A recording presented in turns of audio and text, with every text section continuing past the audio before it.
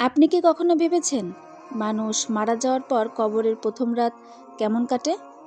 দুনিয়ার সব পরিচয়, সব ব্যস্ততা, সব সম্পর্ক এক মুহূর্তে শেষ।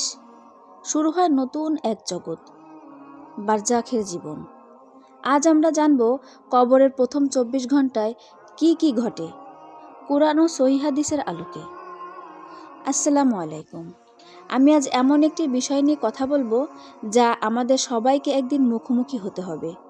ভিডিওটি শেষ পর্যন্ত দেখুন, কারণ শেষ অংশে থাকবে বাঁচার প্রস্তুতির কথা। মানুষকে দাফন করার পর সবাই যখন কবরস্থান থেকে ফিরে যায়, তখনই শুরু হয় আসল পরীক্ষা। হাদিসে এসেছে, মৃত ব্যক্তি তার সঙ্গীদের পায়ের আওয়াজ পর্যন্ত শুনতে পায়। যখন তারা চলে যায়, সে বুঝতে পারে এখন সে একা। না কোনো বন্ধু, না পরিবার, শুধু তার আমল এবং কর্ম তার সাথে। মুনকার নাকিরের প্রশ্ন। এরপর আল্লাহ ২ ফেরেশতা পাঠান, মুনকার ও নাকির। তারা ৩টি প্রশ্ন করেন। ১.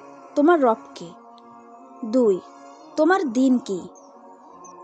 এবং ৩. হযরত মুহাম্মদ সাল্লাল্লাহু আলাইহি ওয়াসাল্লাম সম্পর্কে তুমি কি জানো তা বলো। যে ব্যক্তি দুনিয়াতে ঈমান ও আমলের উপর ছিল, সে সহজে উত্তর দিতে পারবে, আর যে গাফেল ছিল সে বিভ্রান্ত হয়ে যাবে। হাদিসে এসেছে, মুমিনের জন্য কবর প্রশস্ত করা হয়, আর অবাধ্যদের জন্য কবর সংকুচিত হয়ে আসে। প্রথম রাতের যা অবস্থা। কবরের প্রথম রাতকে অনেক আলেম বলেছেন সবচেয়ে কঠিন রাত, কারণ এই রাতেই বোঝা যায় সামনে শান্তি নাকি কষ্ট। যদি নেক আমল বেশি হয়, কবর আলোকিত হয়, শান্তির বার্তা আসে, জান্নাতের সুসংবাদ দেখানো হয়।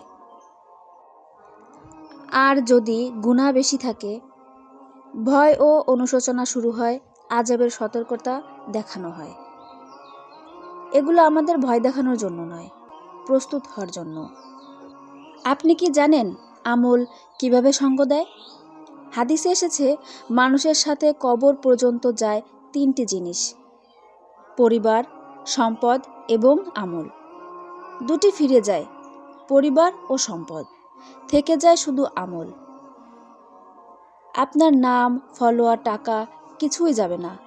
যা যাবে তা হলো নামাজ, কুরআন, দান, ভালো কাজ এবং চরিত্র।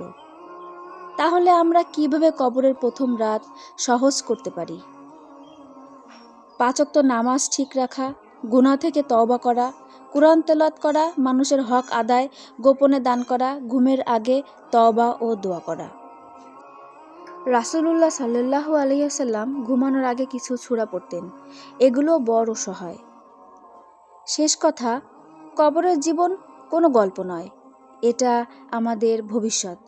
আজ যদি আমরা বদলাই, তাহলে প্রথম রাত হবে শান্তির।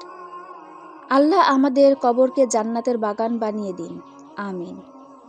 যদি এই ভিডিও আপনাকে মনে করিয়ে দেয়, তাহলে শেয়ার করুন, যেন অন্যরাও প্রস্তুত হতে পারে।